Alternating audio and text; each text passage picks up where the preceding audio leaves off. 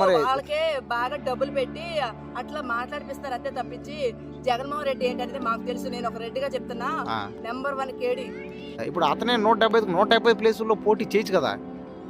ఏమో అక్కడ మరి ఎందుకు తీసుకోలేదో నాకు తెలియదు కదా. అదే మీకు తెలిసి అంటే మీరు ఇప్పుడు దాకా నేను మాట్లాడారు, మరి దీని ఎందుకు మాట్లాడలేకున్నారు? అది కొంతమంది అన్నారు గొర్రెలు, జనాలేమి గొర్రెలేం కాదు. హలో, నమస్తే అక్క. నమస్తే నాన్న. నేను తెలుసా నీకు? తెలుసు, నువ్వు నాకే కాదు అందరికి తెలుసు. ఓకే, పాయింట్లోకి పోదాం. ఏపీలో నెక్స్ట్ ఇంకొక 1 మంత్ ఉంది అంతేను. ఏ పార్టీ వస్తే బాగుంటుంది మీ అభిప్రాయం ప్రకారం?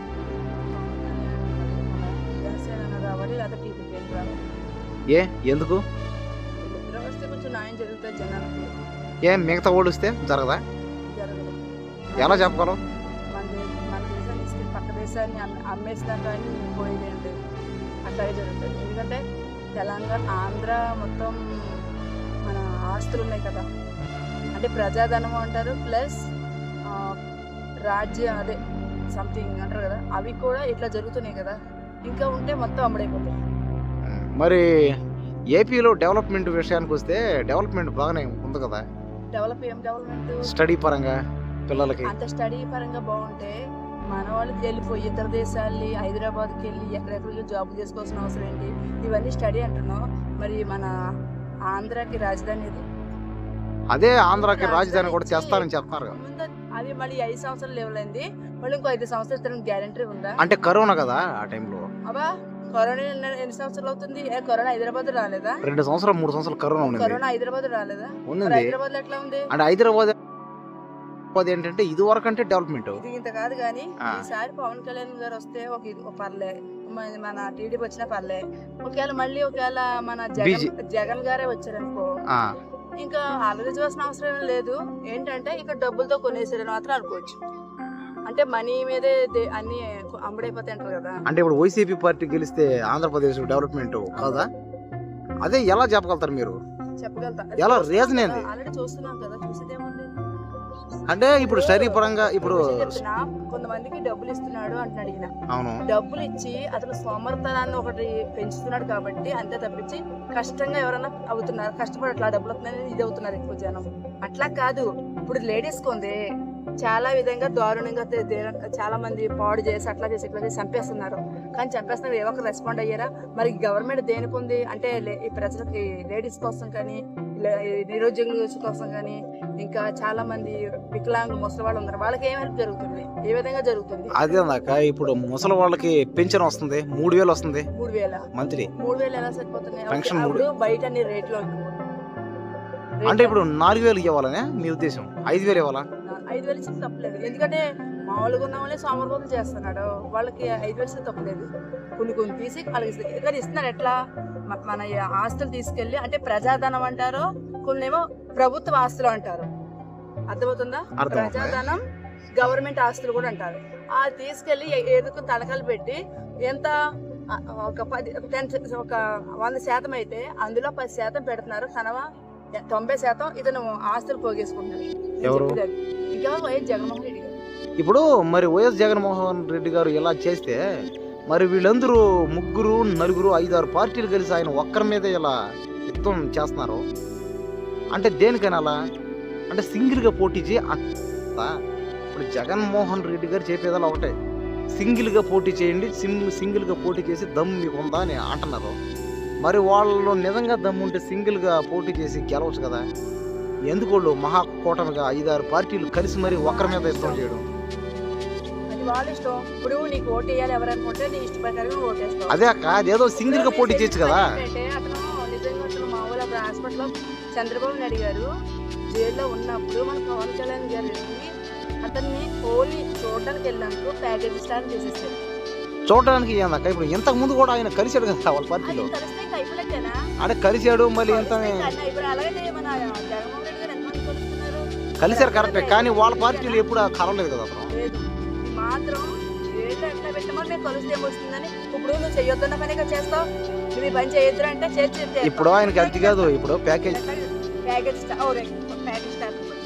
స్టార్ అయితే తనకు వచ్చిన రికగ్నేషన్, తనకు వచ్చిన ఆస్తిలో, తనకు వచ్చిన ఇల్లు అన్ని జనాలతో ఖర్చు పెట్టవలసింది. ఒకసారి వెనక్కి వెళ్ళి చూడండి అతను ఆస్తి ఎంత పెట్టాడో, ఎంత ఏం చూసాడు పవన్ కళ్యాణ్ గారు.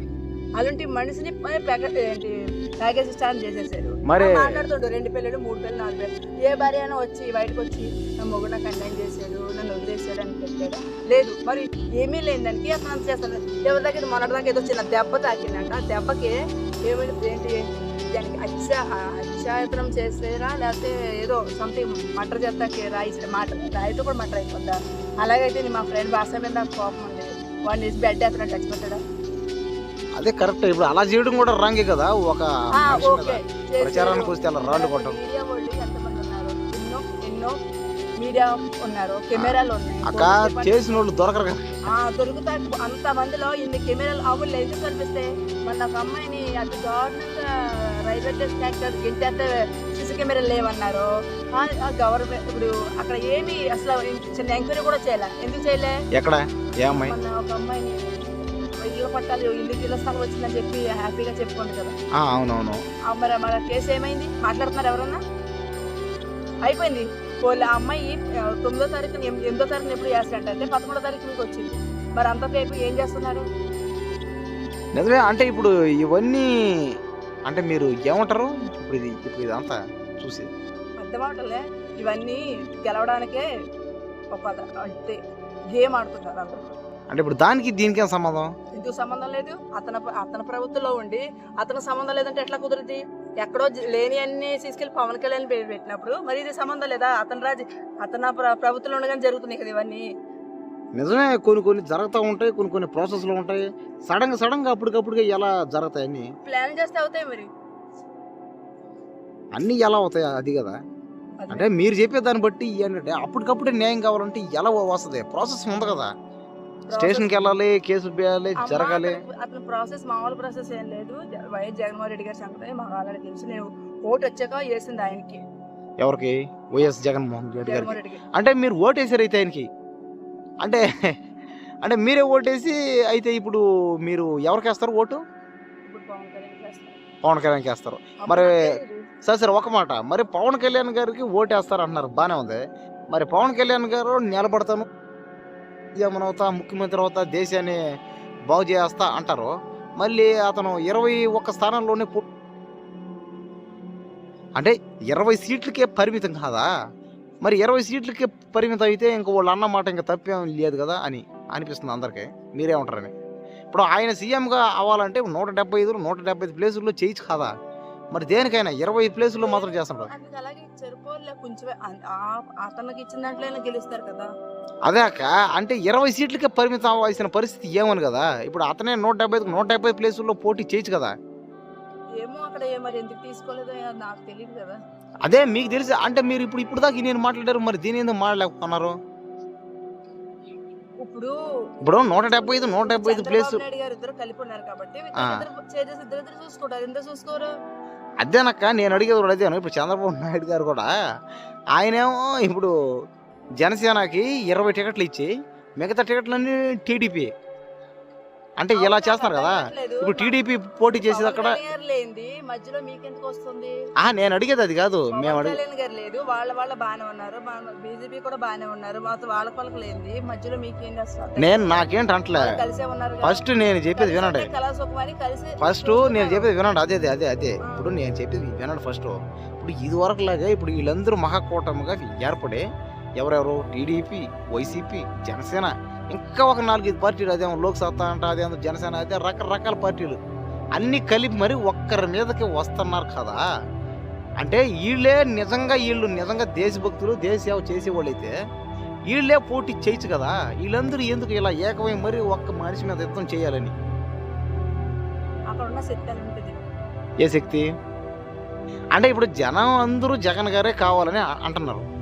జనం అందరూ కాదు, కొంతమంది అంటారు గొర్రెలు. జనాలేమి గొర్రెలేం కాదు. మరి 170 అదే అక్క. సరే మరి వాళ్ళకే బాగా డబ్బులు పెట్టి అట్లా మాట్లాడిపిస్తారు అంతే తప్పించి జగన్మోహన్ రెడ్డి ఏంటనేది మాకు తెలుసు. నేను ఒక రెడ్డిగా చెప్తున్నా, నెంబర్ 1 కేడి.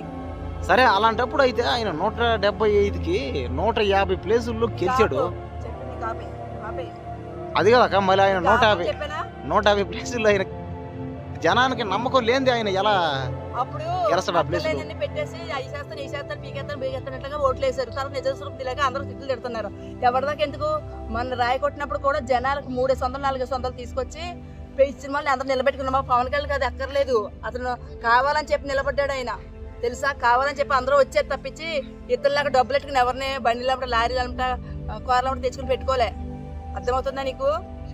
సరే అయితే ఇప్పుడు ఇంకా ఆపే ఇంకా. సరే